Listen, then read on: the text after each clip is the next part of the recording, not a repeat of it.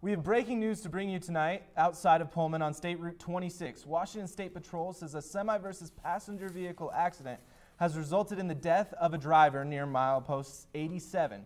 You're looking at an image of the accident on scene by a Washington State Patrol trooper. Emergency services responded to the call around 1 p.m. this afternoon. The semi-driver was not injured. Troopers continue to investigate the accident on scene, and we will continue to follow this story.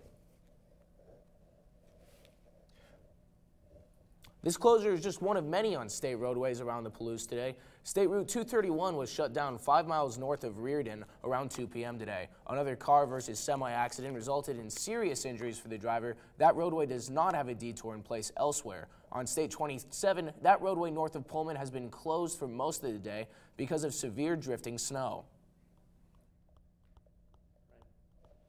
In town, accidents here in Pullman have continued to pile up with the worsening weather. Yesterday, 8 separate traffic accidents occurred around town between 7 a.m. and 7 p.m. And today, there's already been 5 accidents since 7 a.m. this morning. With the snow and ice both on our roadways and up here on campus, students have been having a hard time getting to class all week. But today seemed especially tough. Joining us live from outside the Chinook is our own Lindsay Jensen. Lindsay, it seems like today people had a tough time getting to class. Hello, Ryan. Yes, with the amount of car accidents at an all-time high in Pullman, the roads still remain slick to campus. As you can see behind me, cars are still able to drive but remain cautious with a reduced speed limit. If you must drive Pullman, police advise drivers to have a 4-wheel drive and snow tires. The continuous snow and ice on roads and walkways to campus remain dangerous for students. I've talked to a couple of students to voice their opinions about the conditions.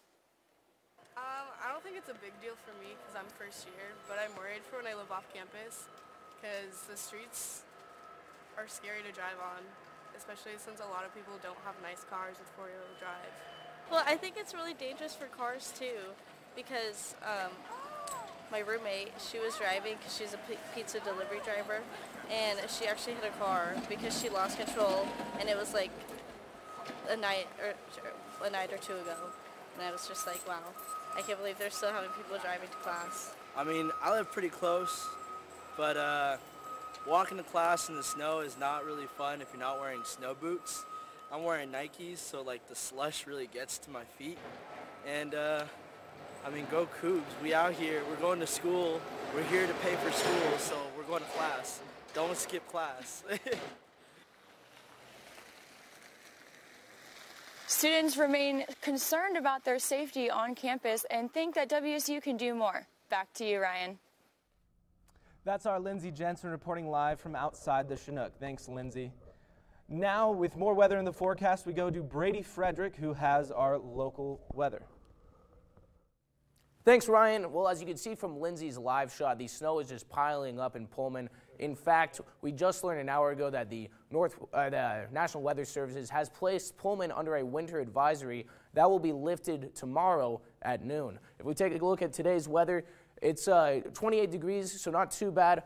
There was snow this morning. It is eased up for the most part, but we are expecting about 4 to 8 inches of snow tonight. Now, if we take a look at tomorrow, it's going to be a lot more of the same. Lows of 17 degrees, but that's just going to be in the morning. It's going to average out, get up to about 29 degrees throughout most of the day. We are expecting snow tonight and possibly tomorrow morning. And as we look around the state, a lot of snow on this map. In Olympia, our state capital, we have pretty cold temperatures, above freezing in the high, but it was snowing today. Seattle is just business as usual, raining. Yakima and the Tri-Cities are also seeing snow, as well as Spokane and, of course, Pullman. Now, if we take a look at our 5-day forecast, tomorrow should be the last day of guaranteed snow, but we're going to be seeing extremely low temperatures throughout the week. So make sure to drive safe. And back to you at the desk, Ryan.